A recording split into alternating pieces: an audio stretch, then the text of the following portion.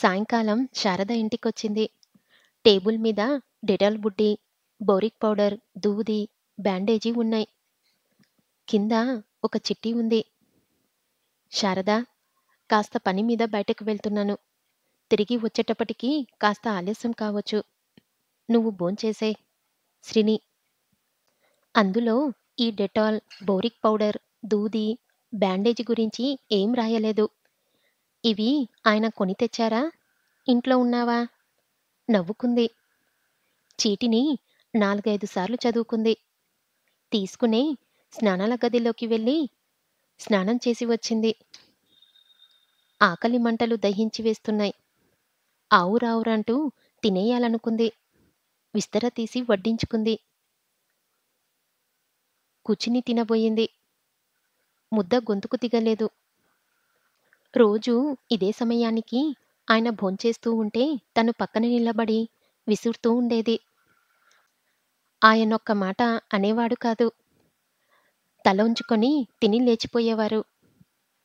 ఇక భోజనం చెయ్యలేకపోయింది. చేతులు కడుక్కొని విస్తరి పారేసింది. టేబుల్ మీద డెటాల్ బుడ్డి వెక్కిరేస్తున్నట్టు అనిపించింది. మెల్లగా వెళ్ళి డెటాల్తో వేలు శుభ్రం చేసి కట్టుకుంది. కలం తీసి చీటీ రాసింది. మీ నోటీస్ చూశాను. మీరు చీటీలో రాయని పనొక్కటి చేశాను. వేలికి డ్రెస్ చేశాను. అందుకు క్షమించవలెను. శారద. ఆ చీటీ టేబుల్ మీద పెట్టి పడక కుర్చీలో వాలింది. పగలంతా వంగి పని చేసిందామె. అలసిపోయి అలానే నిద్రపోయింది.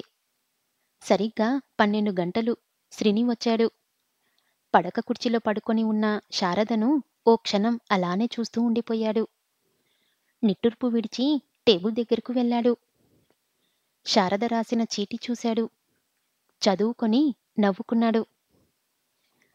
చీటీ తీసుకునే వంటింట్లోకి వెళ్ళి అన్నం వడ్డించుకొని తిని హాల్లోకి వచ్చాడు. శారద చలికో వేలిబాదికో ములుగుతూ వణికిపోతుంది. శ్రీని ఆమె దగ్గరకు వచ్చాడు. శారదా. ఆమె పలకలేదు. దుప్పటి తీసి ఆమెకు కప్పాడు. శారద ఉలిక్కిపడి కళ్ళు తెరిచింది. మీరా? ఎంతసేపయింది వచ్చి? అరగంట. భోజనం? చేశాను. విస్తరా? తీసేశాను. నన్ను లేపకపోయారా? నిద్రలో ఉన్నావని లేపలేదు. నువ్వు భోంచేశావా? లేదు. అదేం? ఇందాక సహించలేదు. ఇప్పుడు ఆకల్లేదు. అదేంటి? అది అంతే అని లేచి శారద వంటింట్లోకి వెళ్ళింది. శారద తిరిగి హాల్లోకి వచ్చేసరికి శ్రీని దుప్పటి, దిండు తీసుకుని బయటకు వెళ్ళిపోతున్నాడు. శారద నిట్టూర్పు విడిచి పడక గదిలోకి పోయింది. శారద ఉదయం 8ంటికి గాని లేవలేకపోయింది. బయట ఏదో గోల వినిపిస్తే బయటకు వచ్చింది. జనం చాలామంది కనిపించారు. అంతా నిన్న పొలంలో పనిచేసిన కూలీలే. వాళ్లతో శ్రీని ఏదో మాట్లాడుతున్నాడు. ఎవరా? ఇక్కడికి వచ్చారేం? అంది విస్తుపోతూ. అయ్యగారు మమ్మల్ని పనిలో నుంచి తీసిపారేశారండి. అక్కడ కొత్తోల్ని పెట్టి పనులు చేపిస్తున్నారండి అన్నారు కూలీలు. మిమ్మల్ని తీసి కొత్త వాళ్లతో పని చేయిస్తున్నారా? ఉండండి, నేను వస్తా అని శారద లోపలికి వెళ్ళింది. శ్రీని కుర్చీలో నుంచి లేచి లోపలికి వచ్చాడు. ఎందుకు శారదా? గోళ్లతో మిట్టించి పారేసేదాన్ని గొడ్డల వరకు తీసుకువస్తావు అన్నాడు. మీరేం మధ్యకు రాకండి. నా మూలన వాళ్ళ పనులు పోయాయి కాబట్టి నేనే చక్కదిద్దాలి అని బొట్టు సవరించుకొని బయటకు వచ్చింది. కూలీలను తీసుకొని పొలానికి బయలుదేరింది. పొలం దగ్గరకు శారద కూలీలను తీసుకొని రావడంతో సీతారామయ్య వణికిపోయాడు. పనిచేస్తున్న కూలీలు పనిమాని శారద వైపు చూస్తూ ఉండిపోయారు. గట్టుమీద నిలబడి ఉన్న బండరాముడు, మరో 4 దున్నపోతుల్లాంటి ఫణిభూషణరావు మనుషులు నీళ్లుగారిపోయారు. శారద వాళ్ళందర్నీ ఒక్కసారి చూసి పొలంలో ఉన్న ఆడకూలీల్ని బయటకు రమ్మని కేక వేసింది. వాళ్ళు కళ్ళు మిటకరిస్తూ ఉండిపోయారు. చెప్తుంటే మీక్కాదు, బయటికొస్తారా రారా అని శారద గర్జించింది. బండరాముడు శారద దగ్గరకు వచ్చాడు. చిన్నమ్మగారు అన్నాడు. నువ్వు నోర్మైరా వెదవోయ్. శారద బండరాముడి వైపు చూసింది. వెళ్ళరా వెళ్ళు, వెళ్ళి మీ అయ్యగారితో చెప్పు, నేను వీళ్లను పొలం నుంచి గంటేస్తున్నానని అని పొలం వైపుకు తిరిగి, ఏం అలా మిడిగుట్లేసుకొని చూస్తారేం, బయటకు వస్తారా, గెంటించమంటారా అని అరిచింది. వాళ్ళంతా చేసేది లేక నడవండే అనుకుంటూ వెళ్ళిపోయారు. ఆడకూలీలంతా ఫణిభూషణరావు ఇంటి మీద పడ్డారు. ఫణిభూషణరావు జానకమ్మ మీద పడ్డాడు. విన్నవటే, నీ కూతురు ఎలా పెట్టరేగిపోతుందో, ఎలా నా వంశగౌరవాన్ని పొలంలో పెట్టి పూజకోత కోసిపారేస్తుంది అని అరిచాడు. అదా మీరా వంశగౌరవాన్ని నట్టింట్లో కలుపుతున్నది? మీరు ఇవాళ మధ్య కలిగించుకోకుండా ఉంటే అది రోజున ఏం చేసి ఉండేదో. మీరెందుకు వీళ్లను రప్పించారు?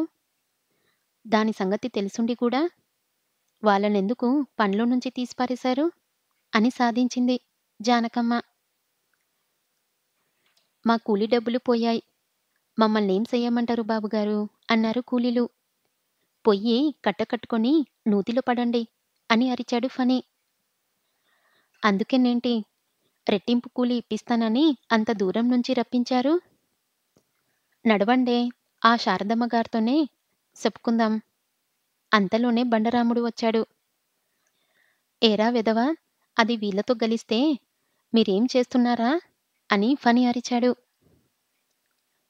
ఏం చెయ్యమంటారు బాబయ్య, చిన్నమ్మగారు సర్రున లేస్తే దాని జుట్టు పట్టుకొని ఈడ్చి పారేయలేకపోయారా?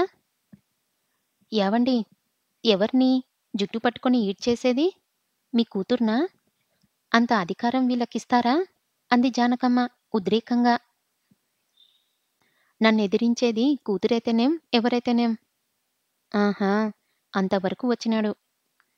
దాని తల్లి బ్రతికే ఉందని మాత్రం మర్చిపోకండి అని కోపంగా జానకమ్మ లోపలికి వెళ్ళిపోయింది. కూలీళ్ళంతా కట్టుకట్టుకొని పొలం దగ్గరకు వచ్చారు. సీతారామయ్య శారదకు గొడుగు నీడ పట్టి హితోపదేశం చేస్తున్నాడు. అక్కాయ్, కొత్త కూలీలు వచ్చారు అని అరిచింది రాధ. ఊచకోత కోస్తున్న శారద తలెత్తి చూసింది.